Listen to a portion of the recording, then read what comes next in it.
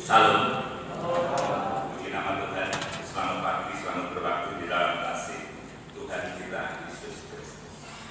Di dalam kesempatan yang indah ini, mari kita bersama-sama mempersiapkan diri untuk memuliakan Allah kita, Allah yang layak dipuji, disembah, diagungkan dan dimuliakan. Kita puji Tuhan dengan pujian. Kau tetap Allah.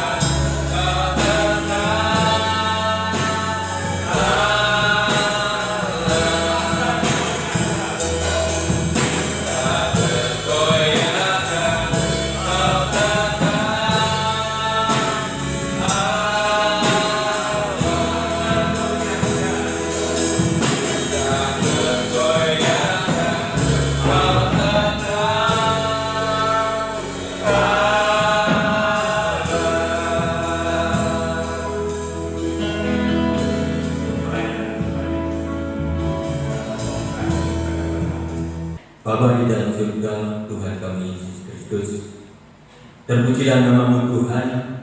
Sungguh kami ucap syukur dan terima kasih jika pada pagi hari ini Kau menyertai dan memberkati kami dengan kekuatan, kesehatan, dan perpanjangan umur. Terima kasih Tuhan, untuk itu pada pagi hari ini kami masih Kau berikan kesempatan untuk dapat beribadah kepada-Mu Tuhan. Terima kasih, terpujilah Tuhan, terima kasih Tuhan. Sebelum lebih jauh kami beribadah kepada-Mu, kiranya suci kuduskan kehidupan kami. Ampuni segala dosa, kesalahan, sikap kita laku yang tidak berkenan di hadapan-Mu Tuhan. Dan Kau suci kuduskan Tuhan, supaya ibadah kami pada pagi hari ini benar-benar berkenan dan layak di hadapan-Mu. Terima kasih Tuhan, terpujilah nama-Mu Tuhan. Kami serahkan ibadah ini dan di dalam tangan kuasa-Mu Tuhan. Kami menyerahkan pelayan-pelayan-Mu Tuhan, baik pemain musik, pujian, petugas LCD, hamba-Mu yang akan menyampaikan kebenaran firman-Mu, penerima tamu, dan pengambilan penayangan-penayangan video, semuanya kami serahkan di dalam tangan kuasa-Mu. Dan Kau suci kuduskan seluruh pelayan-Mu Tuhan, sehingga pelayanannya berkenan di hadapan Engkau Tuhan. Terima kasih, terpujilah nama-Mu Tuhan. Terima kasih kami serahkan sedang jemaat-Mu yang pada pagi hari ini belum hadir di tengah-tengah kami. Kiranya masih ada di perjalanan, Kau pimpin sampai di tempat ini dengan selamat. Mereka yang masih ada di rumah berikan hati yang rindu, hati yang tergerak untuk beribadah kepada-Mu Tuhan. Terima kasih Tuhan, terpujilah nama-Mu. Kami serahkan ibadah ini Tuhan dari awal akhirnya dalam tangan kuasa-Mu. Segala kuasa roh dan setan yang ingin mengganggu ibadah kami berseru bersama dengan jemaat-Mu. Di dalam nama Yesus kami usirkan keluar dari tempat ini, dan kami hanya mohon kuasa Allah ada di tengah-tengah kami. Terima kasih Tuhan, terima kasih.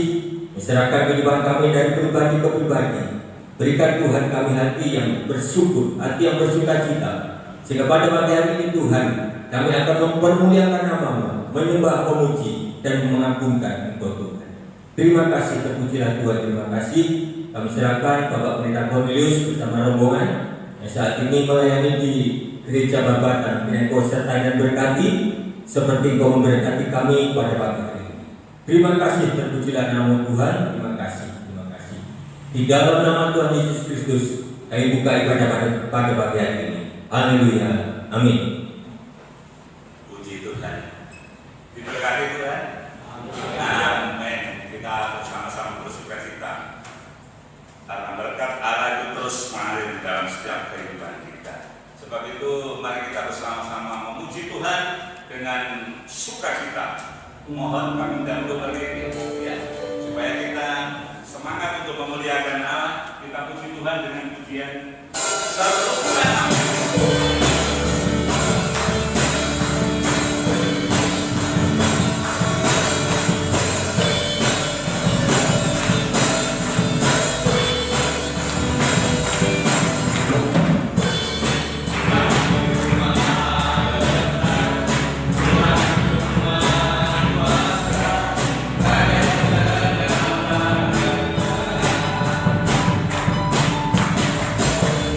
Yeah.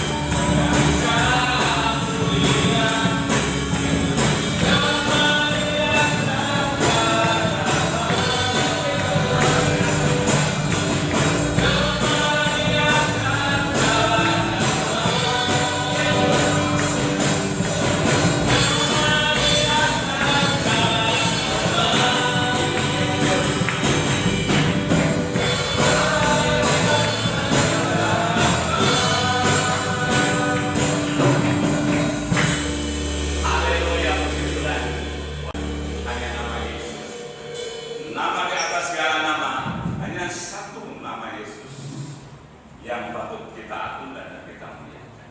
Kita memuji Tuhan tetap dalam berdiri. Kita puji Tuhan dengan pujian bukan bangkit.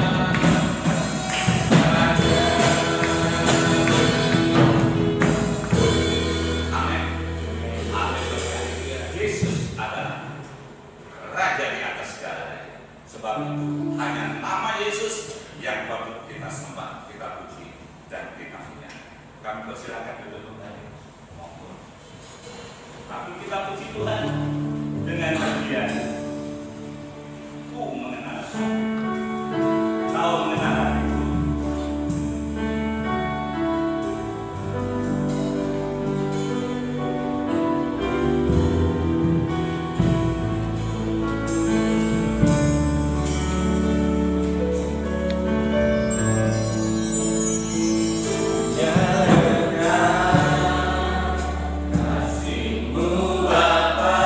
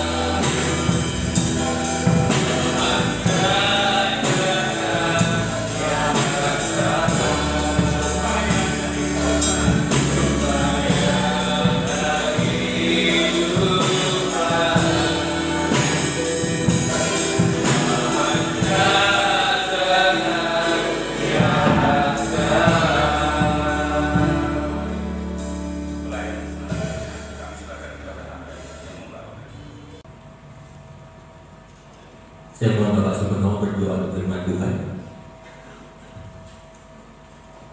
Kita doakan supaya firman Tuhan bisa tersampaikan dan tertanam di dalam hati kita sampai berbuah-buah baik. Mari kita sama-sama berdiri untuk menyambut firman Tuhan. Segala puji hormat syukur hanya kepadamu Allah Yesus Kristus.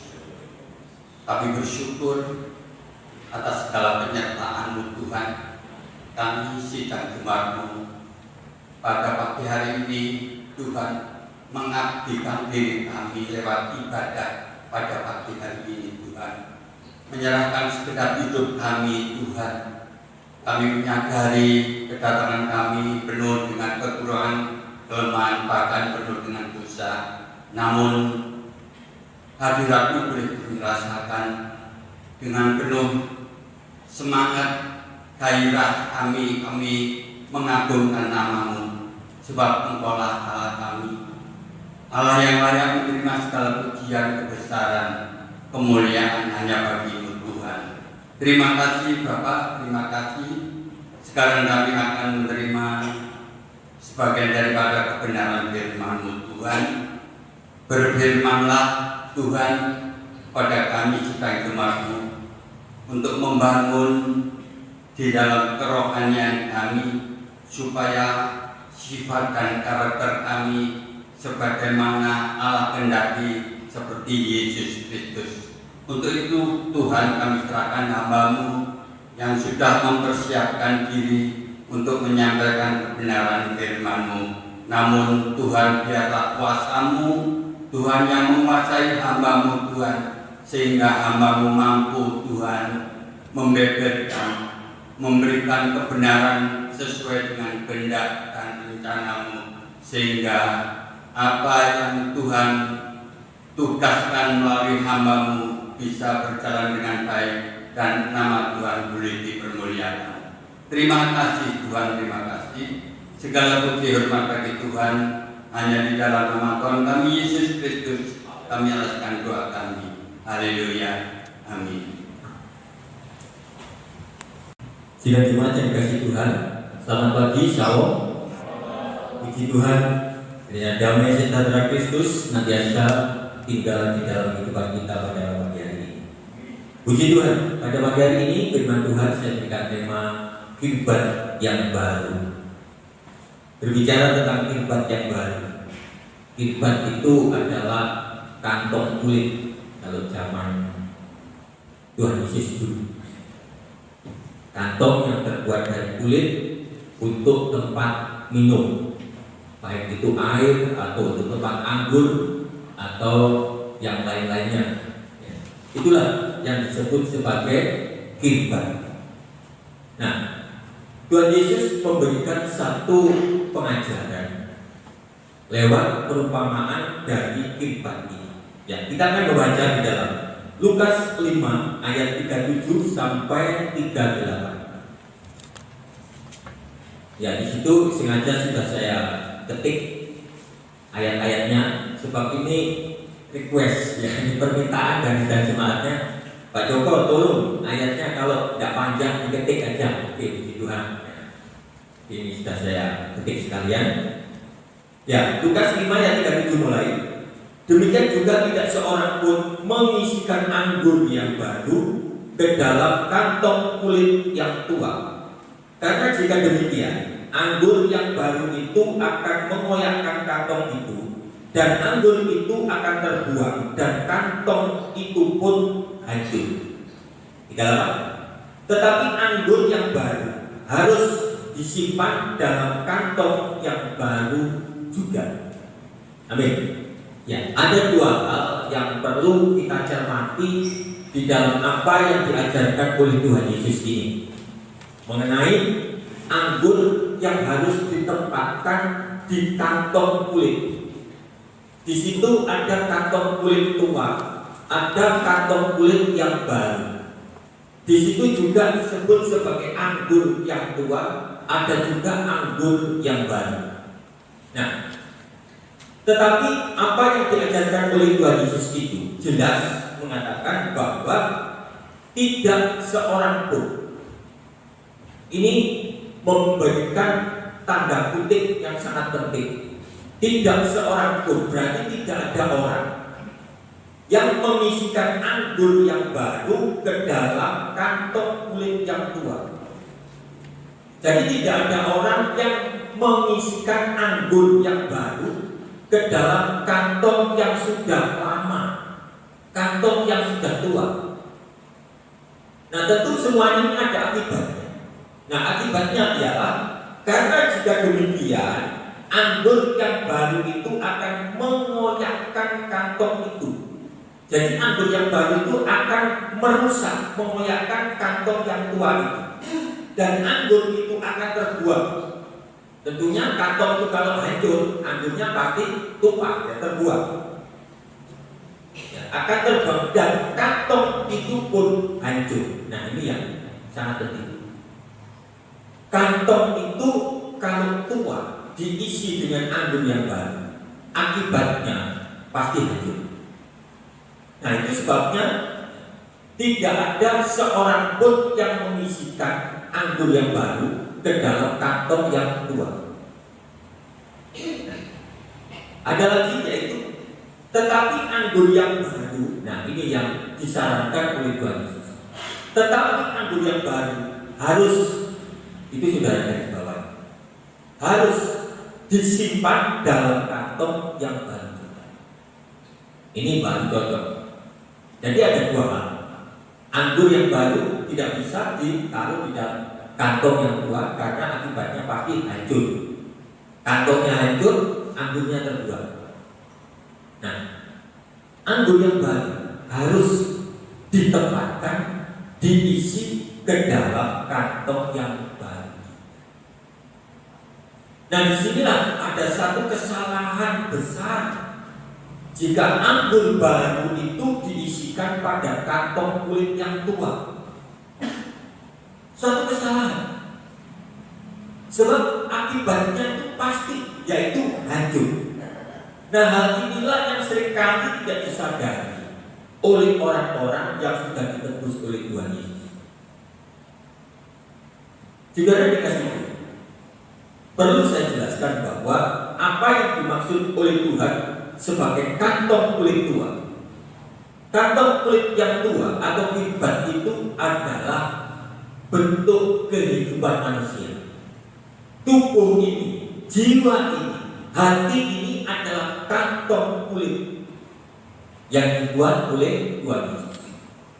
Dan itu harus diisi supaya kantong kulit ini ada isinya, bermakna. Sebab kantong kulit ini kalau tidak diisi, nggak punya makna apa-apa. Saudara mempunyai tas yang harganya, kemarin saya lihat saat ini itu beli tas 2M. Mungkin Bu Wiwi punya ini, punya, tidak tahu brandnya apa, 2M katanya. Wah, diisi apa? Hanya diisi begitu aja. Bermakna? Ya, sebetulnya tidak, hanya untuk gaji-gajian. Tetapi sesuatu yang diciptakan itu harus diisi supaya dengan ada isinya itu menjadi bermakna, ada fungsinya. Jadi kantong kulit yang tua itu tidak bisa diisi dengan anggur yang baru. Nah, kita ini sudah ditebus oleh Tuhan Yesus. Hidup kita yang digambarkan sebagai kantong kulit yang tua ini sudah dirubah menjadi kantong kulit yang baru supaya bisa diisi oleh anggur-anggur baru. Nah, apa itu anggur-anggur baru? Anggur baru itu adalah kebenaran firman. Anggur baru itu adalah pejangan dari Tuhan Yesus. Nah, itu kalau diisikan kepada kantong kulit yang tua tidak cocok. Tidak cocok. Kantong kulit yang tua itu pasti berontak. Berontak akhirnya ada satu pertarungan yang mengakibatkan satu kehancuran. Sebabnya firman Tuhan mengatakan anggur itu akan terbuang dan kantong itu pun hancur. Itu sebabnya kulit Tuhan Yesus. Jika tidak mau mengganti hidupnya, gaya yang lama dengan gaya yang baru, begitu diisi dengan kebenaran firman, bukan tambah baik. Firman Tuhan menyatakan pasti hancur. Pasti hancur. Sebab ini pengajaran dari Tuhan Yesus, dan apa yang disampaikan oleh Tuhan Yesus itu tidak ada yang salah. Semuanya sempurna, bukan hanya benar. Dan Tuhan Yesus memberikan satu tekanan, anggur yang baru harus disimpan pada kantong kulit yang baru. Dan disitulah betapa pentingnya hidup ini. Ada satu pembaruan. Begitu manusia terima Yesus, dibaptis, percaya, beriman kepada Tuhan Yesus, itu sebenarnya sudah mengawali satu hidup pembaruan. Nah, tergantung pribadinya itu. Di dalam pembaruan hidup itu mau diproses lanjut menjadi baru terus atau tetap menjadi yang lama. Di sini ada satu tarik menarik, ada satu kekuatan untuk tetap posisinya sebagai orang-orang lama, untuk posisinya tetap sebagai kantong yang lama, atau berpindah menjadi kantong yang baru. Sidang jemaat Tuhan, tidak sedikit orang yang sudah berpuluh-puluh tahun menjadi Kristen, tetapi di dalam hatinya masih tersimpan kantong yang tua. Sehingga diisi dengan anggur yang baru apapun tidak berpengaruh, tidak berubah apa-apa. Gaya hidupnya saja seperti baru, tapi sebenarnya tidak berubah apa-apa. Penampilannya mungkin seperti orang baru, tetapi kantong yang di dalam hatinya tetap tua. Dan akhirnya nanti kalau anggur itu bisa diisi penuh, maka kantong yang tua itu pasti akan hancur dan rusak. Nah, kapan orang itu bisa melihat apakah kantong di dalam hatinya itu sudah berubah atau tidak?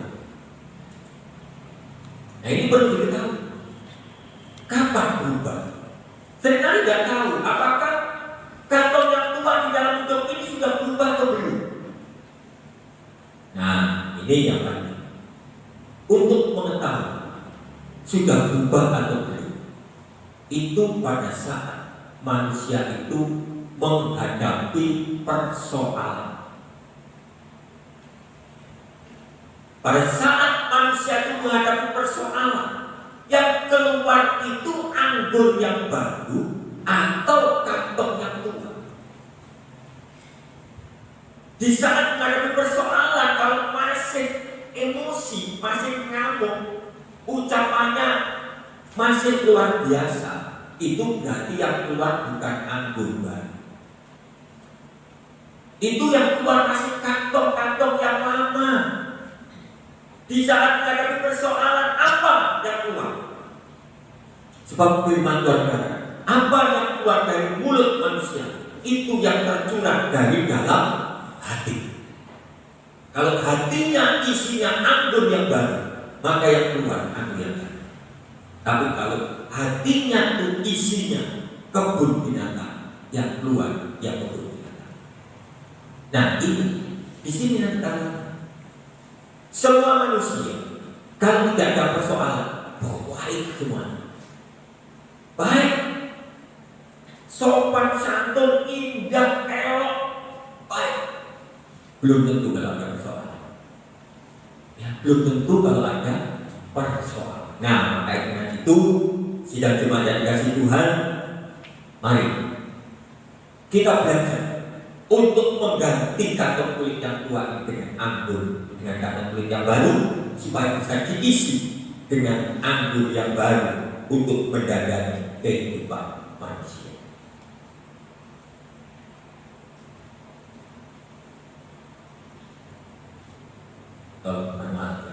Ya.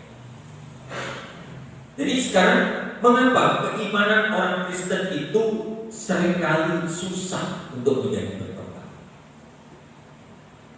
Jadi untuk merubah, meletakkan kantong yang tua, membuang itu, kenapa susah? Kita baca di dalam 2 Timotius 3 ayat 5, 7 dan 9. Ini cukup hanya 2. 2 Timotius 3 ayat 5. Secara lahiriah mereka menjalankan ibadah mereka, tetapi pada hakikatnya mereka memungkiri kekuatannya. Jauhlah mereka itu. Ayat 5. Secara lahiriah orang yang percaya kepada Tuhan Yesus memang menjalankan ibadah. Setiap minggu mungkin datang, mungkin doa Senin datang, WA mungkin datang, tetapi pada hakikatnya memungkiri kekuatannya. Nah, apa yang dimaksud dengan memungkiri kekuatan? Karena kantongnya belum berubah, sehingga kantong yang baru itu tidak bisa diisikan di dalam kantong yang tua. Karena hidupnya itu masih belum dirubah, masih dengan cara-cara hidup yang lama. Nanti kita akan belajar bagaimana kantong yang lama itu. Jadi itulah mereka memungkiri kekuatannya, sehingga firman yang maha dahsyat itu tidak memiliki pengaruh apa-apa di dalam hidupnya, tidak memiliki kekuatan apa-apa. Jadi tidak berubah. Yang tidak setia ya tetap tidak setia, ya. Yang tidak taat ya tetap tidak taat, ya. Yang gampang meledak ya tetap gampang meledak. Kenapa? Karena memungkiri kekuatan. Jadi kantong yang baru itu tidak berpengaruh apa-apa. Kenapa? Karena kantong kulit yang di dalam hatinya belum diganti, masih tetap yang tua. Nah, sekarang kita baca ayat 7. Yang walaupun selalu ingin diajar, namun tidak pernah dapat mengenal kebenaran. Kenapa tidak bisa mengenal kebenaran? Karena kantong yang baru tidak nyampe, tidak masuk pada kantong kulit, pada kirban yang disediakan oleh Tuhan. Gak bisa diam di dalam hati. Itu sebabnya mereka tidak bisa mengenal kebenaran. Diajar seperti apapun yang tetap tidak benar, karena dasarnya itu sudah salah. Nah, sudah kepada Tuhan, mari kita menyadari segala sesuatu yang dasarnya itu kalau sudah salah, ke atasnya terus akan salah. Terus akan salah. Saudara membangun bangunan, kalau fondasinya sudah salah, nanti kalau jadi bangunan pasti ambruk. Pasti ambruk. Tanya Yohanes ini, yang sudah mulai hitung-hitung, belajar hitung-hitung, gak berani berkabar. Besinya sekian, campurannya sekian, diameternya sekian, galiannya sekian. Harus cermat, gak boleh salah. Kalau dasarnya salah, bangunannya pasti ambruk. Begitu juga kalau kantong kulit yang tua di dalam hati ini tidak diganti, itu merupakan dasar yang salah. Selamanya tidak akan pernah mengenal kebenaran. Selamanya. Jadi ini bukan orang lain, tetapi orang-orang yang sudah beribadah, orang-orang yang sudah ditebus oleh Tuhan Yesus. Ya, lanjutkan ayat 9. Ya, 9. Tetapi sudah pasti mereka tidak akan lebih maju. Ini kata firman. Tetapi mereka tidak akan lebih maju. Kenapa? Karena seperti hal Yohanes dan Yakobus, kebodohan mereka akan nyata bagi semua orang. Jadi orang yang sudah ditebus oleh Tuhan Yesus, tetapi kalau cara hidupnya itu masih seperti yang lama, firman Tuhan mengatakan orang itu adalah bodoh. Penyisihan bodoh.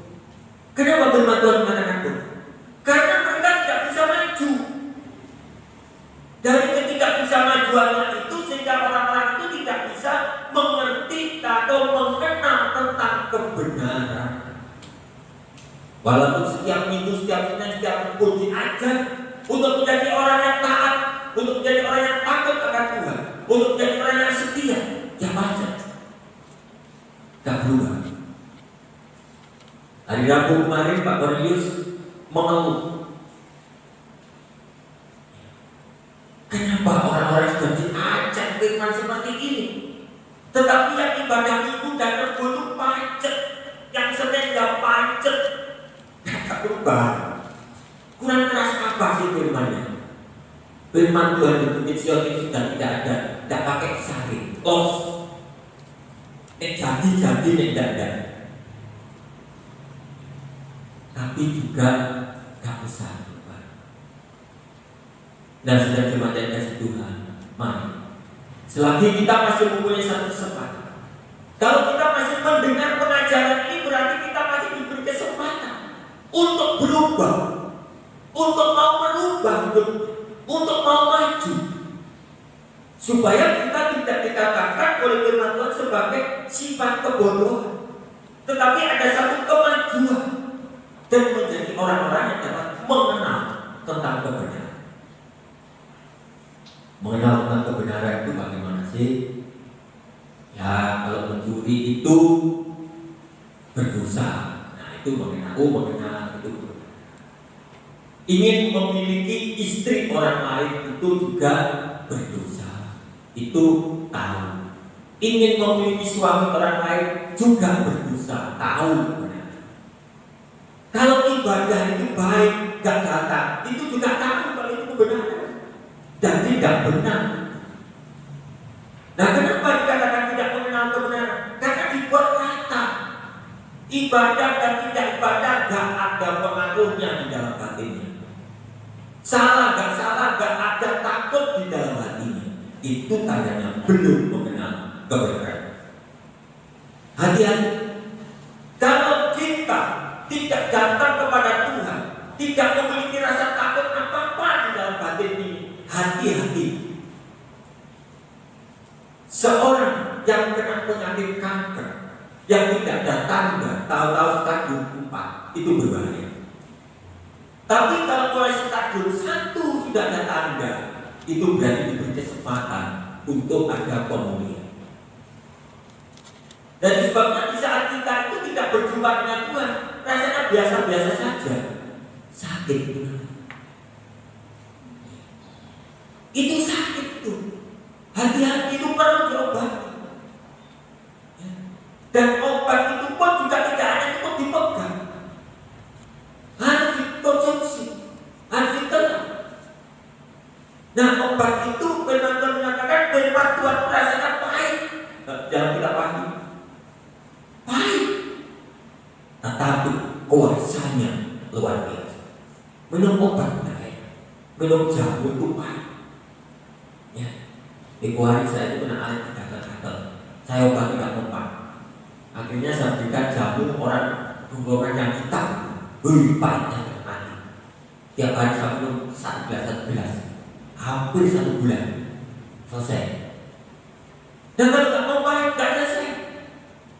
Kalau hidup kita itu tidak mau dijandani, ditegur dengan firman Tuhan, firman kebenaran, maka hidup kita tidak akan selesai. Kita akan menjadi kibat-kibat yang hancur, yang tidak bisa diisi oleh anggur-anggur yang baru. Walaupun secara lahiriah manusia itu beribadah kata firman Tuhan.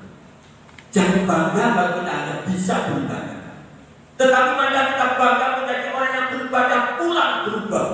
Itu yang berbangga. Disitulah kita harus menjadi orang yang bangga.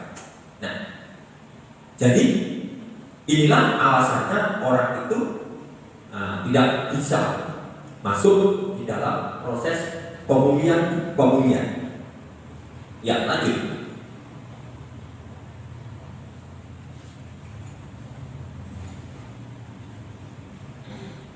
inilah alasannya mengapa sih orang Kristen itu harus diubah menjadi baik. Kita baca Efesus 4 ayat 23.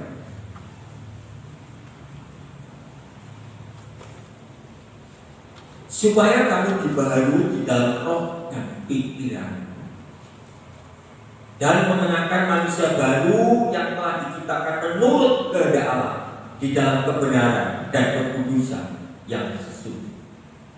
Jadi penciptaan baru di dalam hidup kita, untuk merubah kantong kulit yang tua menjadi kantong kulit yang baru itu harus dirubah menurut kehendak Allah.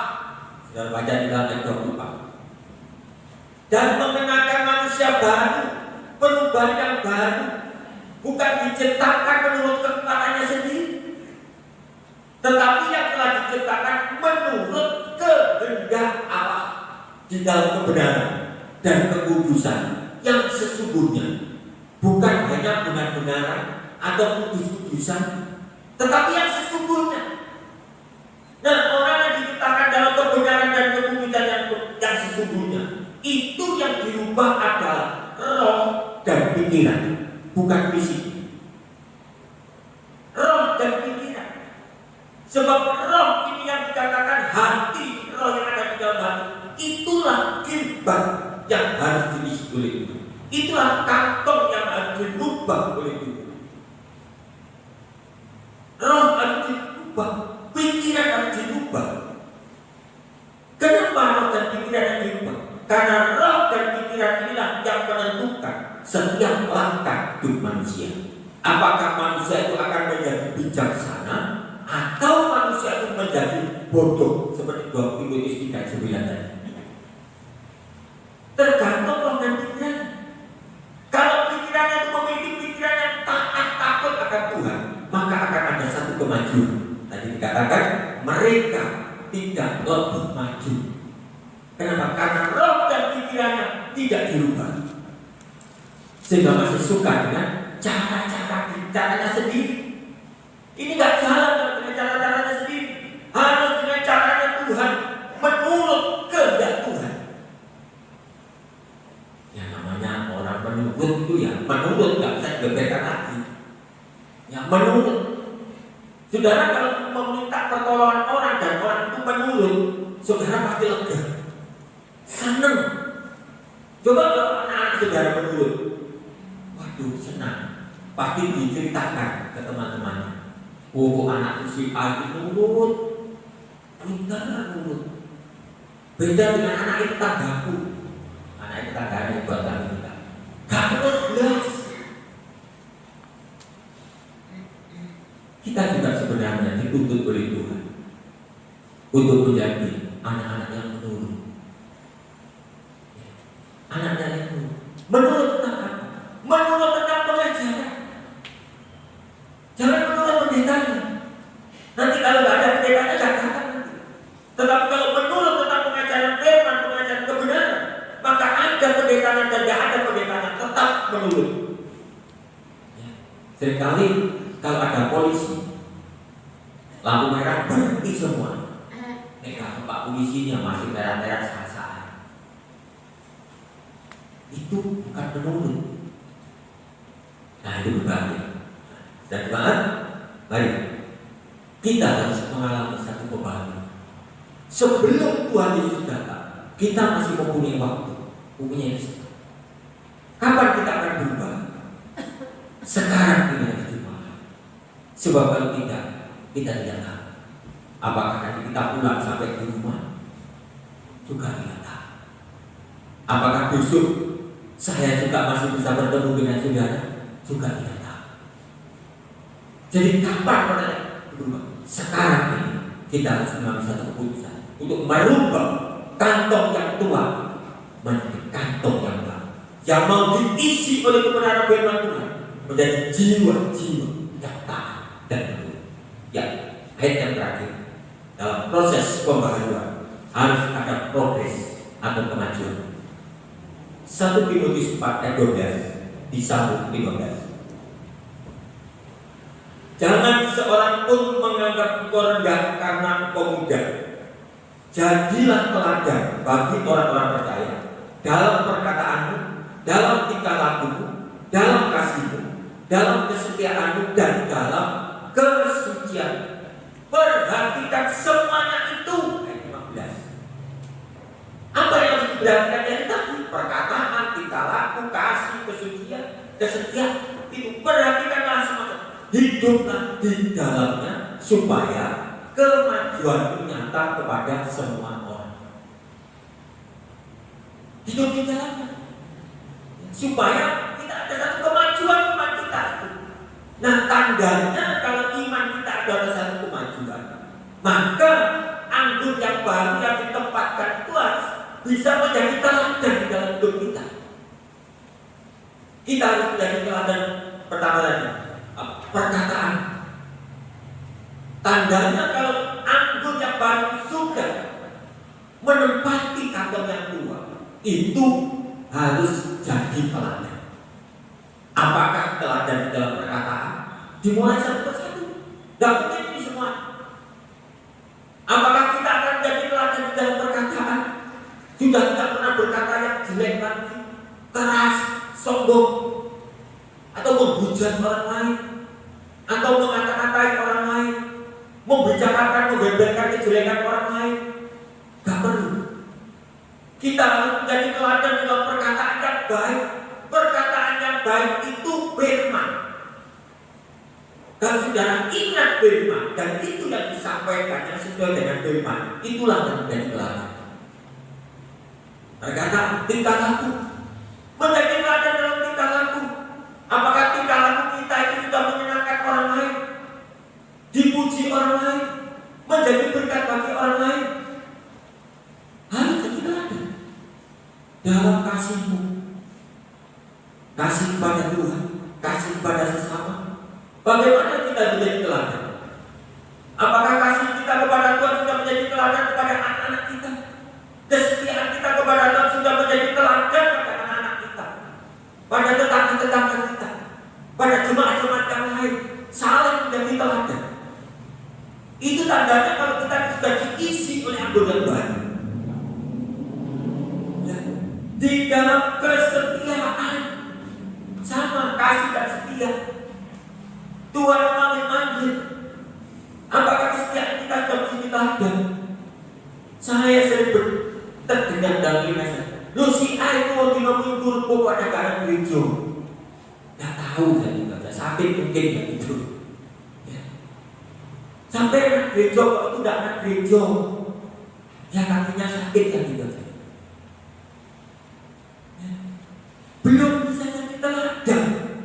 Itu tandanya belum diisi dan kantong mulutnya tetap tua dan pada akhirnya akan rusak dan hancur.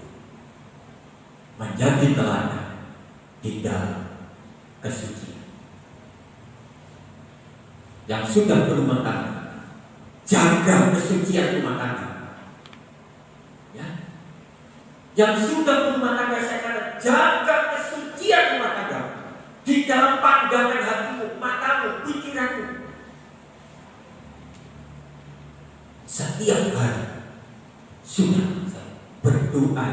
Pertama saya doa, Tuhan jauhkan saya dari ini memiliki istri orang lain. Saya sebagai laki-laki. Ini yang terus saya doa. Sebab manusia itu lemah. Menjaga kesucian rumah itu penting. Yang anak muda, jaga kemudahanmu di dalam kesucianmu. Sebab kau dipanggil Tuhan untuk dijadikan perawan yang suci. Jaga supaya itu keteladanan kita menjadi nyata, sehingga apa yang dikehendaki oleh Tuhan Yesus yang akan menempatkan anggur yang baru betul-betul tepat pada sasarannya di dalam kehidupan. Sebab Tuhan tidak menginginkan hidup kita itu terus didiami oleh kantong-kantong yang tua, tetapi dirubah, diisi dengan kantong-kantong yang baru, supaya bisa ditempati oleh anggur yang baru yang akan membimbing, menyertai kehidupan kita untuk kita dapat menjadi teladan bagi semua orang. Inilah firman Tuhan pada pagi hari. Tuhan Yesus memberkati. Amin. Kita akan mengucapkan dengan pujian karya dan besar.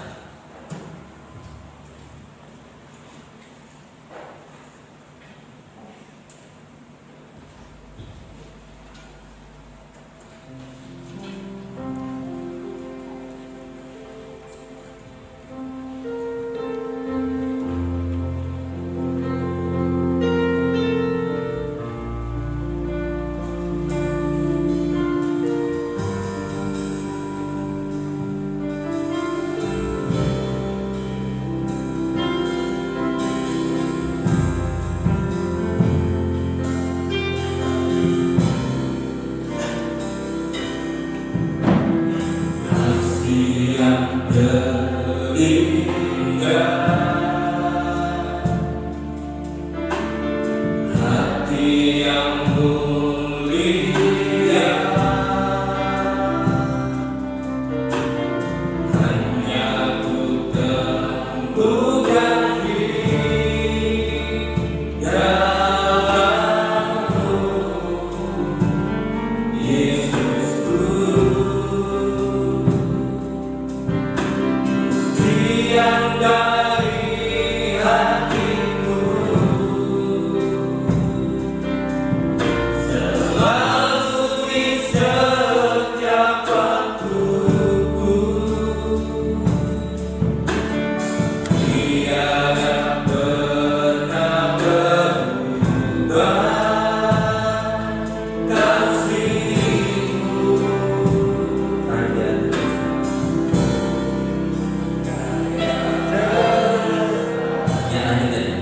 Dalam hidupku, pengorbananmu yang selamatkanku, Engkaulah yang tak ternilai, yang ku miliki dan ku hargai.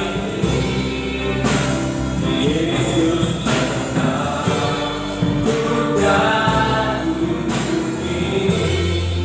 saya undang semacam untuk bangkit berdiri.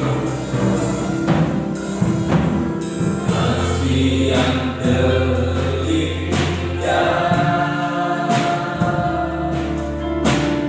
hati yang mulia, hanya ku teguhkan diri dalam-Mu, Yesusku. Tiang dari hatiku selalu di setiap waktuku, tiada pernah berubah kasih-Mu. Dan yang besar, hanya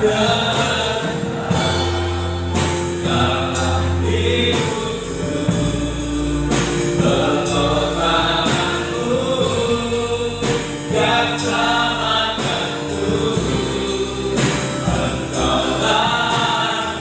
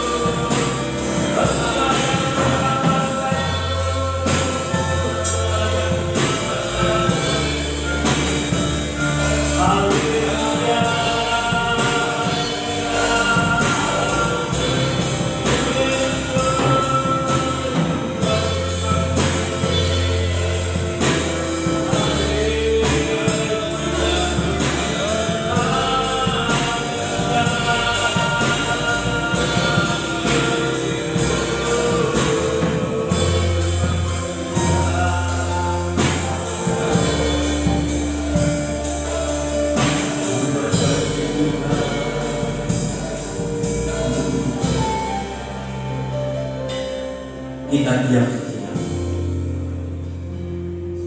Kita mengingat pengorbanannya Yesus yang sanggup untuk menyelamatkan hidup kekal manusia.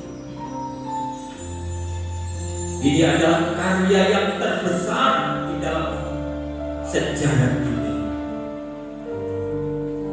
Mari pagi hari ini jangan sia-sia karya yang besar, penyelamatan yang nyata. Jangan sia-sia. Kita ambil, kita hargai, dan kita menjadi umat-umat kesayangan. Karya terbesar dalam hidupku. Saya undang Bapak Sutrisno berdoa untuk kami.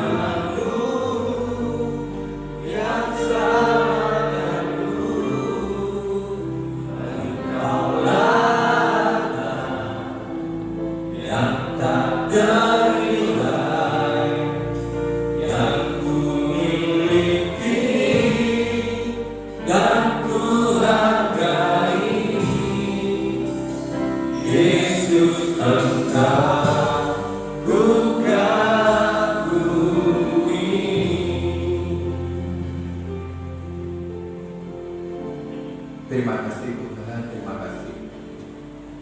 Terima kasih, terima kasih. Firman-Mu benar-benar menjadikan berkat bagi kami yang saat ini katakan. Ampuni kami Tuhan. Walaupun kami sudah beribu-ribu kali datang ke tempat ini, namun anugerah yang Kau berikan kepada kami tidak bisa merasakan Tuhan. Kebahagiaan yang Tuhan sudah janjikan kepada kami, berkat-berkat Tuhan yang sudah Tuhan janjikan kepada kami tidak bisa merasakan Tuhan. Bahkan kedamaian yang selalu Tuhan janjikan kepada kami, keluarga kami, itu pun tidak pernah kami rasakan Tuhan. Ampuni kami Tuhan, kalau kami masih berada di irbat yang tua, irbat yang lama Tuhan, ampuni Tuhan. Sehingga apapun yang Tuhan berikan kepada kami, tidak satu pun Tuhan yang bisa kami taruh di irbat yang sudah Tuhan. Tuhan, terima kasih. Lalu pada pagi hari ini, firman Tuhan mengajarkan kepada kami, memberi pengetahuan kepada kami bahwa irbat yang lama atau irbat yang tua tidak mungkin Tuhan berkat-berkat-Mu bisa kami taruh di tempat ini. Ampuni Tuhan, ampuni kami. Jadikanlah pada pagi hari ini dengan kuasa-Mu Tuhan, jadikanlah kami sebagai irbat yang baru, kami hidup yang baru, hidup menurut jalan-jalan-Mu, sehingga apa yang akan kami terima di tempat ini benar-benar kami bisa rasakan Tuhan. Sekali lagi terima kasih buat firman-Mu yang sudah membuka mata hati kami, supaya kami hidup di dalam kebenaran, di dalam kesucian, di dalam kesungguhan Tuhan.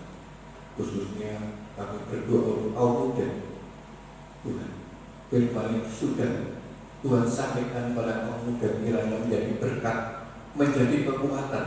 Walaupun masih usia muda Tuhan, Tuhan selalu ingatkan bahwa untuk menjaga kesucian. Terima kasih, terima kasih. Kami doakan hamba yang sudah bersusah payah mencarikan firman yang terbaik bagi kami. Inilah Tuhan saatnya kami mendengar firman yang Tuhan. Kami hanya bisa doakan kiranya hamba Kau selalu Kau pakai untuk bisa menyampaikan berkat-berkat yang Tuhan sudah persiapkan bagi kami semua. Terima kasih. Hanya di dalam nama Tuhan Yesus kami sudah berdoa. Haleluya. Amin. Silakan duduk kembali. Ya, sidang Jumat, saya mohon perhatiannya sahabat sejenak. Saya akan menyampaikan pengumuman tentang keuangan pembangunan tempat parkir. Ya, ini masuk dalam minggu yang 7 tanggal 16 sampai 21 November. Ada kekurangan dana sebesar Rp4.265.400 dan ada persembahan dari NN yaitu Rp1.502.000. Terima kasih untuk persembahannya dari NN. Tuhan Yesus menyertai dan memberkati dan akan mengembalikan berlipat-lipat ganda. Dan juga ada pengeluaran untuk konsumsi tukang Rp1.769.000.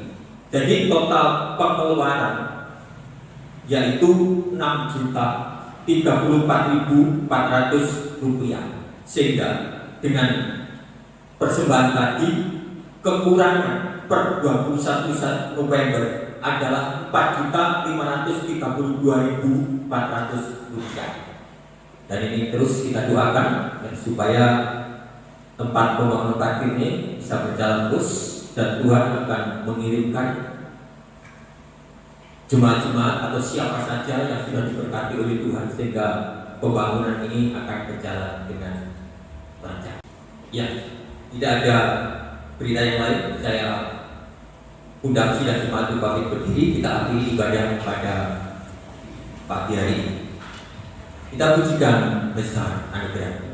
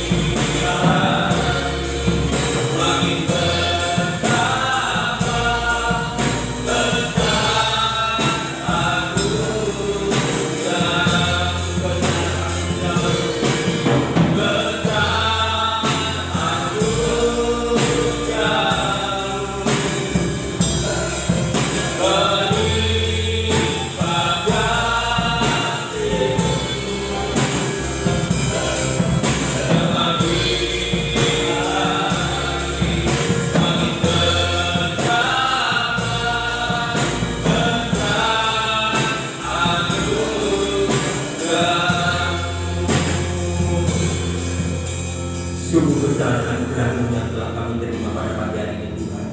Kami yakin dan percaya seluruh sidang jemaat merasakan berkat daripada Engkau, sehingga seluruh sidang jemaat boleh pulang dengan dua berkat anugerah yang daripada Engkau.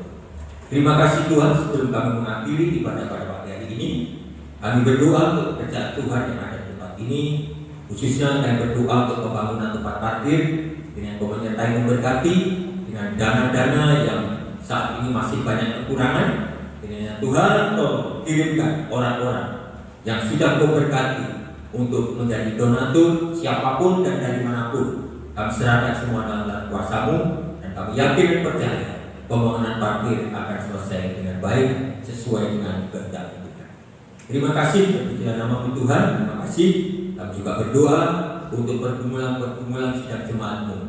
Mereka yang saat ini bergumul dengan sakit penyakitnya, kami serahkan berdoa untuk Bapak Edi Susanto, berdoa pemulihan untuk Ibu Mustia, Ibu Sudarmiasih, Ibu Yaya, kesehatan Ibu Gembala Sakarias, Bapak Budi, kesehatan Ibu Aminah, kesehatan Bapak Soleman, dan yang lain-lainnya, kesehatan Bapak Ibu Supenol, Bu Mariati, semuanya kami serahkan di dalam tangan kuasa.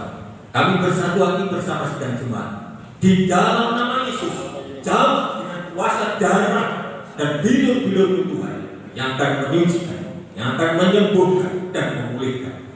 Terima kasih, terpujilah nama-Mu Tuhan. Terima kasih Tuhan. Kami berdoa untuk anak-anak muda di tempat ini Tuhan, baik mereka yang masih duduk di bangku sekolah, yang Kau sertai berkati, berikan hikmat akal budi kepada kecerdasan supaya mereka dapat berprestasi dalam pendidikannya Tuhan. Begitu juga Tuhan, mereka yang sudah bekerja, Kau berkati apapun yang dikerjakannya.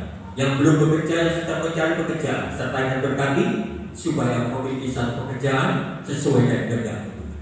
Begitu juga anak-anak muda yang sudah waktunya untuk memiliki pasangan hidup, sertai dan berkati, berikan pasangan hidup sesuai dengan kehendak Tuhan, supaya mereka Tuhan tidak memiliki pasangan hidup yang di luar kehendak Tuhan.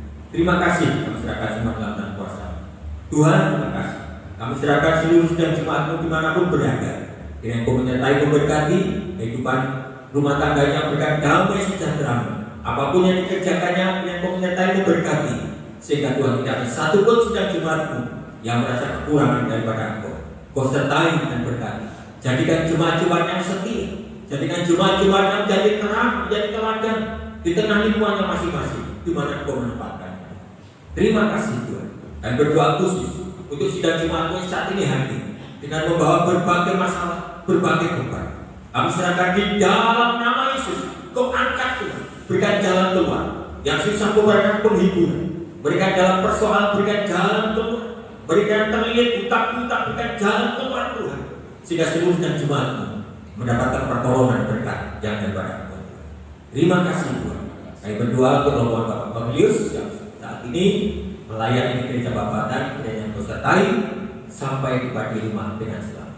Terima kasih Tuhan. Kami juga menyerahkan nanti ibadah yang kedua, sertai dan berkati seperti Kau memberkati kami pada pagi hari ini.